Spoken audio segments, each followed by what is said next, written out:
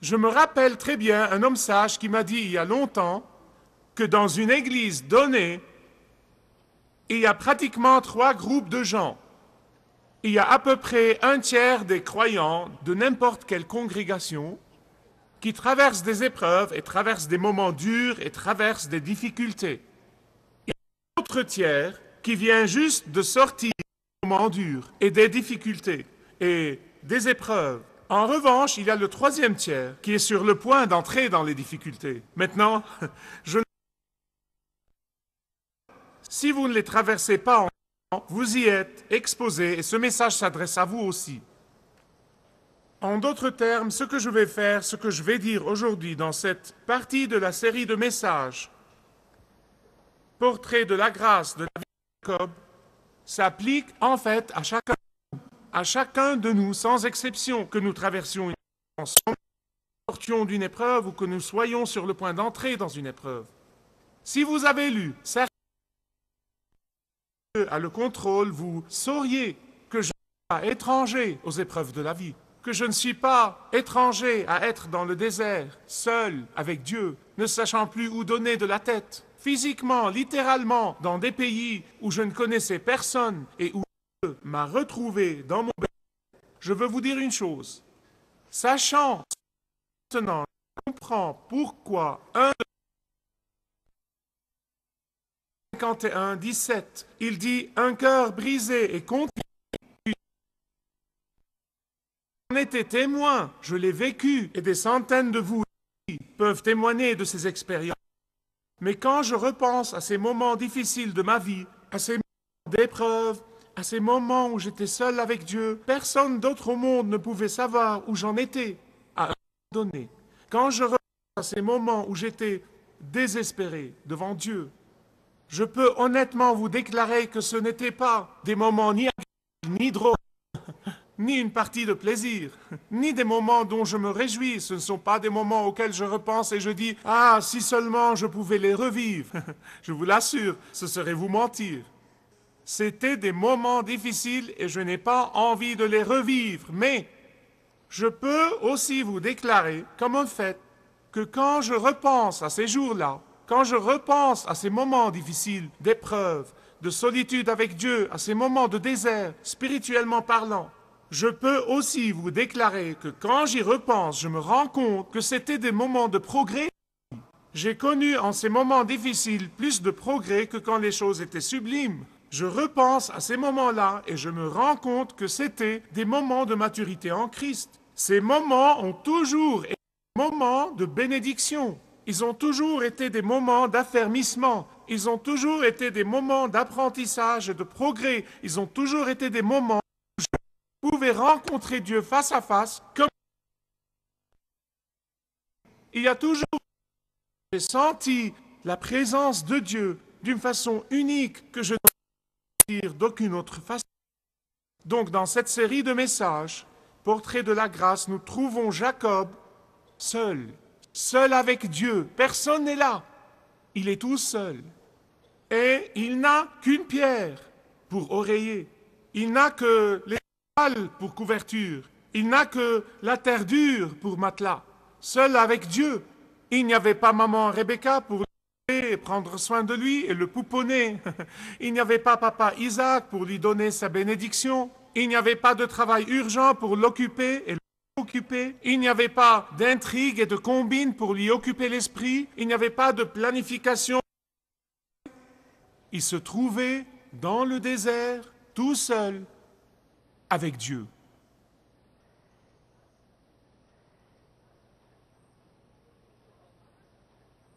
Mais la chose la plus importante, que vous soyez dans l'épreuve en ce moment, que vous veniez d'en sortir, ou que vous vous y embarquiez, la chose la plus importante que je peux vous dire aujourd'hui est la suivante. Vous devez comprendre comment Dieu s'y prend avec vous dans vos épreuves et vos difficultés. Vous devez comprendre comment Dieu s'y prend avec nous tous quand nous sommes accablés et découragés et tout seuls dans le désert, quel que soit mon désert ou le vôtre. C'est la partie la plus importante du message tout entier. Par conséquent, je veux vous montrer et vous lire ce que la Bible dit de la rencontre entre Dieu et Jacob quand il était tout seul. Rappelez-vous, il venait de tromper son père Isaac. Il l'a trompé et a pris la bénédiction. Il lui a menti et lui a dit qu'il était Ésaü, et Ésaü, son frère aîné, était sur le point de le tuer. Voilà pourquoi il était en fuite. Sa mère lui avait dit « Fuis, et quand la fureur de ton frère s'apaisera, je te ferai revenir. » Donc il était en fuite. Et vous savez, nous connaissons tous la suite, nous voyons qu'il était en fuite pour quelques 20 ans. Voilà donc ce que Dieu lui a dit dans les moments où il était accablé et brisé dans le désert de sa vie. Voilà ce qu'il a dit. « Pécheur misérable, tu as conspiré avec ta mère pour tromper ton père. Tu as tout fichu en l'air et je ne peux plus me servir de toi. Regarde où tu en es, tout seul et désespéré dans le désert. Je ne demande plus de t'aider, je ne peux plus t'aider car tu as tout chambardé. L'avez-vous trouvé ? Ce n'est pas dans votre Bible, n'est-ce pas? Non, ce n'est pas comme ça que Dieu s'y prend avec nous, quand nous sommes brisés. Ce n'est pas comme ça que Dieu s'y prend avec nous, quand nous sommes dans le désert, même si ce désert est la conséquence de notre faute. Ce n'est pas comme ça que Dieu s'y prend avec nous. La façon dont Dieu s'y prend avec nous, quand nous sommes brisés, n'est pas de remuer le couteau dans la plaie. La façon dont Dieu s'y prend avec nous quand nous sommes accablés n'est pas des coups de pied. La façon dont Dieu s'y prend avec nous quand nous culpabilisons est de répandre sur nous sa grâce pour nous submerger avec sa grâce. La façon dont Dieu s'y prend avec nous quand nous sommes humiliés est de nous submerger de sa miséricorde, de nous submerger de son amour au point de nous laisser stupéfaits devant sa grâce et sa miséricorde. Aujourd'hui, j'ai un mot du Seigneur pour les 3 groupes, les 3 tiers, que vous soyez dans l'épreuve, sortis de l'épreuve ou sur le point d'y entrer. Je veux vous dire 3 choses que vous ne devez jamais oublier. De votre cœur et de votre esprit pendant que le Saint-Esprit les grave dans votre esprit et cœur. Premièrement, réjouissez-vous quand vous êtes dans votre de Bethel. Deuxièmement, répondez tangiblement à votre expérience de Bethel. Troisièmement, n'oubliez pas de revenir à votre Bethel. Maintes et maintes et maintes fois. Nous avons vu dans le dernier message, qui est le dernier de la série, que Jacob a fait précisément ça. Réjouissez-vous quand vous êtes dans votre Bethel. Vous dites, minute Michael, tu viens de dire, il y a quelques minutes, que ce sont des moments difficiles, qui ne sont pas drôles, qui ne sont pas une partie de plaisir et que tu ne t'en réjouis pas, tu ne les veux pas, tu préfères ne pas les avoir. Comment ça se fait que tu nous dises maintenant que ton premier conseil est « Réjouissez-vous à Bethel » ? Qu'est-ce que c'est ça, un langage double ? Pas du tout. Écoutez-moi. Ces moments sont indésirables et désagréables, mais réjouissez-vous. Vous dites pourquoi? Pourquoi devrais-je me réjouir quand je traverse des moments difficiles? Pourquoi devrais-je me réjouir quand je sens que tout ce qui m'entoure, que mon monde s'effondre sur moi? Comment puis-je me réjouir? Écoutez-moi bien s'il vous plaît, je vais vous le dire. Parce que la plupart du temps, dans la plupart des situations, la plupart des circonstances, Bethel, quel que soit votre Bethel, et le vôtre est différent de celui des autres, est différent du mien, parce que la plupart du temps, Bethel pour vous est le seul endroit où Dieu peut avoir votre attention. Vous voyez, parce que la plupart du temps, Bethel est le seul endroit où vous n'êtes pas préoccupé par d'autres choses, même si elles sont bonnes en elles-mêmes. Parce que la plupart du temps, Bethel est l'endroit où vous êtes prêt à écouter le Seigneur. Et ça s'applique à nous tous. Effectivement, je crois que ça s'applique à nous tous sans exception. Et pourquoi je vous dis ça?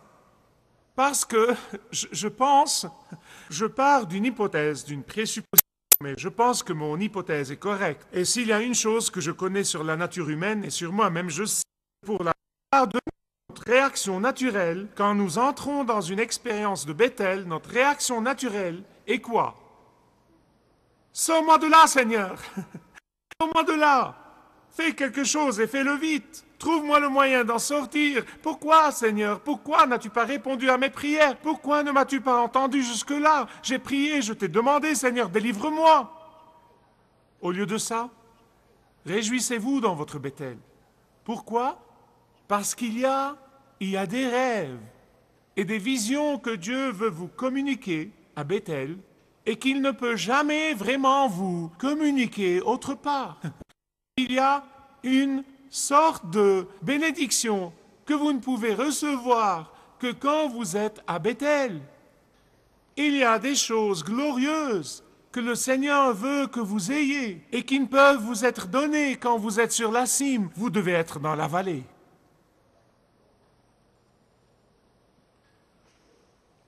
Et quel rêve il a donné à Jacob! Quel rêve! Quelle vision! L'incroyable vision qu'il a donnée à Jacob à Bethel. Une échelle jusqu'au ciel. Et vous dites, si formidable au sujet d'une échelle jusqu'au ciel, et le fait de voir le Fils de Dieu, et le va-et-vient des anges dans le ciel ouvert. Sais-tu ce qui est si formidable? Laissez-moi vous dire une chose. Combien de vous ont lu l'histoire de Babel, la tour de Babel dans la Bible, ou en ont entendu parler? Vous avez entendu parler de la tour de Babel? Vous savez, le mot Bab veut dire porte, et c'est le même mot dans les 3 langues sémitiques. Bab-el, c'est porte vers Dieu. C'est ce que veut dire Babel. Certains de vous pensaient sans doute que c'était du babillage, mais non, ça veut dire porte vers Dieu. Que faisait-il donc? Il ne construisait pas une tour comme les tours que nous voyons de nos jours. Non, non, non, non. Il construisait une chose, elle a été traduite, mais c'était une porte vers Dieu. Dieu à leur façon. Ils essayaient à chaque de communiquer avec le zodiaque et les étoiles. C'était satanique. Ils refusaient d'écouter Dieu et de communiquer avec Dieu à la façon de Dieu. Ils le faisaient à leur façon. Et voilà pourquoi cette porte vers Dieu ne s'est jamais réalisée. Mais Dieu, dans sa miséricorde et dans sa grâce, ouvre cette porte. Il ouvre cette porte à Jacob, à Bethel. C'est incroyable. Incroyable. Dieu construit une échelle du ciel à la terre pour Jacob. Et si vous essayez désespérément de faire les choses, si vous essayez désespérément de trouver Dieu, si vous essayez désespérément de demander à Dieu de faire pour vous ceci ou cela, mon conseil pour vous est détendez-vous et comprenez que Dieu dit à chacun de nous, arrête et reconnais que je suis Dieu. Que je suis celui qui te poursuit, celui qui essaye d'attirer ton attention, mais tu es trop occupé à courir pour essayer. Et pour pouvoir entendre la voix douce de Dieu, vous devez arrêter pour que vous puissiez voir la main de Dieu travailler et atteindre en votre faveur. Vous devez arrêter pour pouvoir sentir la grâce de Dieu. Dieu doit vous prendre à un Bethel. Dans le cas de Jacob, quand toutes les intrigues et les manœuvres étaient finies, Dieu est descendu visiter Jacob. Au plus bas point de sa vie. Non pas lorsqu'il était sur les sommets, mais au plus bas point de sa vie. Je vous ai dit que la chose la plus importante que vous pouvez sur Dieu et que quand vous êtes accablé, Dieu se révèle à vous d'une façon que vous ne pouvez jamais connaître et expérimenter autrement. Et il lui donne des rêves glorieux. Il lui donne une vision glorieuse du futur.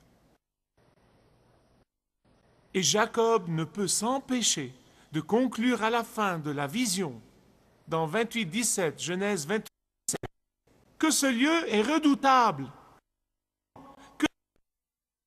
Ce n'est rien moins que la maison de Dieu. C'est ici la précieux. Voilà pourquoi il lui était complètement égal que le lieu soit appelé lieu ou n'importe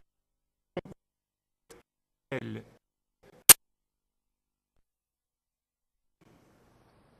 Et il y a installé un monument pour adorer le Dieu vivant. Bien-aimés, je veux vous dire, cette vision est ni plus ni moins Dieu le Père révélant l'avènement écrit à Jacob 2 ans avant que le Christ naisse à Bethléem. C'est la révélation de Jésus-Christ, la seule et unique échelle au ciel, la seule voie au Père, la seule voie au ciel. C'est la révélation de l'avènement du Messie. Ce que le Seigneur a dit à Jacob, c'est Jacob, à travers tes descendants, j'enverrai mon Messie. Et à travers lui, le monde sera béni. Des recoins les plus lointains du monde dont personne n'a jamais entendu parler au parti disciple de Jésus-Christ, le Messie. Voilà la bénédiction que Dieu avait promise à Jacob 2000 ans avant l'incarnation du Seigneur Jésus. Quel privilège! Au plus bas point, dans le désert, seul avec Dieu, frustré et ne sachant où donner de la tête, seul, désespéré, et Dieu lui donne une relation magnifique.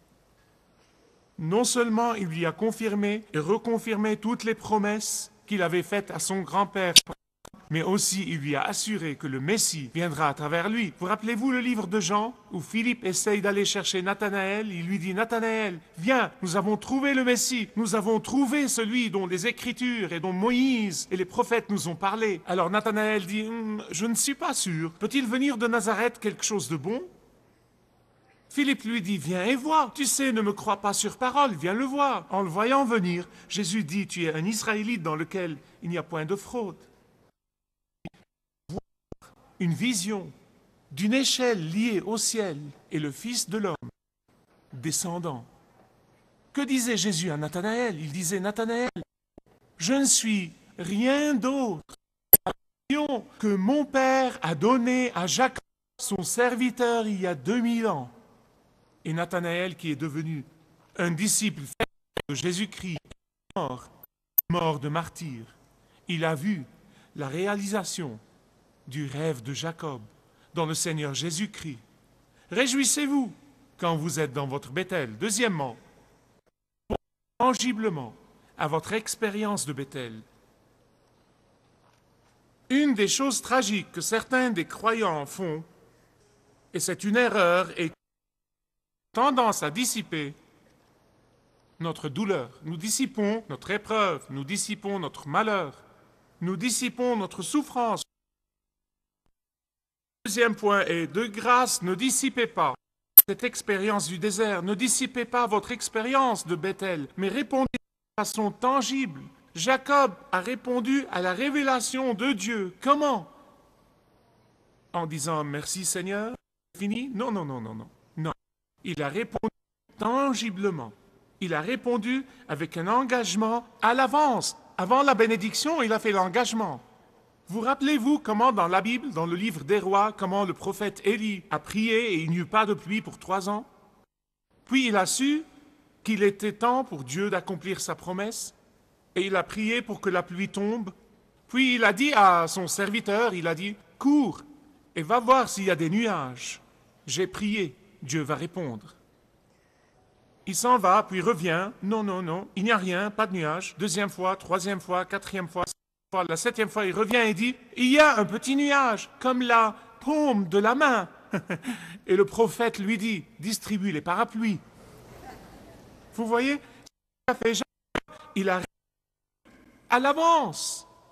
N'importe qui peut croire que Dieu peut, mais l'important est de croire que Dieu veut. Et c'est ce qu'a dit Jacob. Il a dit, voilà ce que je vais faire, je vais répondre par un engagement à l'avance, par la foi, 20 ans avant que ça arrive. Et il a réagi en prenant des mesures concrètes pour exprimer son attitude de gratitude. Je ne pense pas qu'il y ait reconnaissante de son salut. Je ne pense pas qu'il y ait un croyant en Jésus qui n'est pas reconnaissant de la mort de Jésus sur la croix, de son sang répandu, afin que nos péchés soient pardonnés, que nous soyons assurés d'être transportés de l'enfer pour l'éternité. Mais il s'agit de savoir comment chose qui est au fond de votre santé un peu spirituelle, ou est-ce une présence quotidienne, fervente de Dieu dans votre vie qui affecte chaque décision que vous prenez, qui affecte chaque...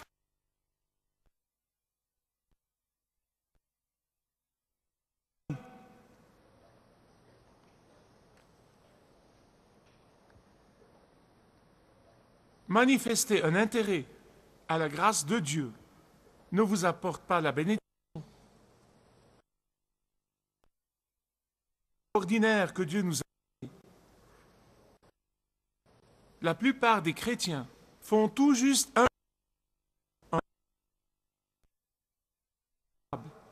qu'il a fait pour nous afin de nous.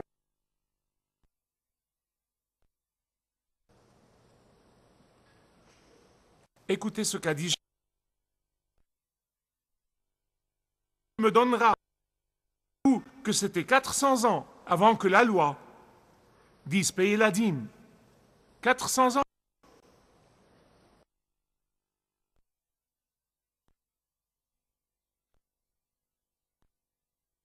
Nous avons vu, le de message va donner quelque chose. Non, mais c'est vraiment un miracle. Merci Dieu pour vous tous les jours, sincèrement. Mais revenons à l'histoire de Jacob. Ce type, non, mais donner, sont deux mots qui vont ensemble. Toute sa vie, il a été un preneur. Toute sa vie, il a été un preneur. Toute sa vie a été caractérisée par donnez-moi, donnez-moi, donnez-moi. Toute sa vie a été caractérisée par des ambitions égoïstes. Toute sa vie a été c'est moi qui me suis fait tout seul et je ne suis redevable à personne. Voilà, Jacob. Mais maintenant, à Bethel, tout a changé. Tout a changé parce qu'il a été transformé par la puissance de Dieu. Ici, à Bethel, il a répondu à la grâce de Dieu tangiblement. Il a répondu à la grâce de Dieu en se transformant d'un preneur pour devenir un donneur. Vous savez, les statistiques nous apprennent que moins de 7% des soi-disant chrétiens régénérés payent la dîme. Et un pourcentage bien moindre offrande en plus de la dîme. Et à tous ceux qui disent, eh bien, vous savez, la dîme appartient à la loi, permettez-moi de vous demander, ça veut dire qu'il faut donner plus sous la grâce ou moins? Pensez-y. Donnez-vous moins sous la grâce que sous la loi? Le don généreux est une réponse à la grâce de Dieu. C'est bien ça, une réponse à la grâce de Dieu. Vous savez, quand la Bible dit que Dieu aime celui qui donne avec joie, ça ne veut pas dire que Dieu aime celui qui donne avec joie plus qu'il n'aime l'avare. Vous savez? Mais parce que Dieu nous aime de la même façon. Mais voilà ce que ça veut dire. Ça veut dire que Dieu a un faible pour celui qui donne avec joie. Celui qui donne avec joie, il a un faible pour celui qui donne avec joie. Jacob a donc répondu tangiblement à son expérience de Bethel dans le désert. Réjouissez-vous, répondez. Troisièmement, n'oubliez pas de revenir à votre Bethel, quel que soit votre Bethel, maintes et maintes fois. L'expérience de Jacob à Bethel ne l'a pas transformé en un homme super spirituel du jour au lendemain. Nous avons déjà vu ça, n'est-ce pas? Non. Il retombait et reprenait les habitudes de temps à autre. Bien-aimés, je veux vous dire une chose. La sanctification, ou devenir comme Jésus, est un processus. Il faut comprendre que devenir comme Jésus est justement ça. C'est un processus. C'est un processus. C'est un processus. Il ne fait aucun doute que Jacob, durant les 20 ans qui ont suivi à Bethel, dans son esprit, dans son... Et encore. Les expériences de Bethel dans votre vie, et là, des pierres, elles sont censées être des moments déterminants, elles sont censées être des repères, elles sont censées être des pierres commémoratives auxquelles nous sommes censés revenir encore quand nous traversons des épreuves dans notre vie. Nous devons nous rappeler délibérément, intentionnellement, que le Dieu qui m'a béni, et cela le fera encore, que le Dieu qui m'a béni alors me bénira encore, que le Dieu qui m'a touché alors me touchera encore, que le Dieu qui m'a donné un rêve il y a longtemps peut le continuer encore et encore et encore.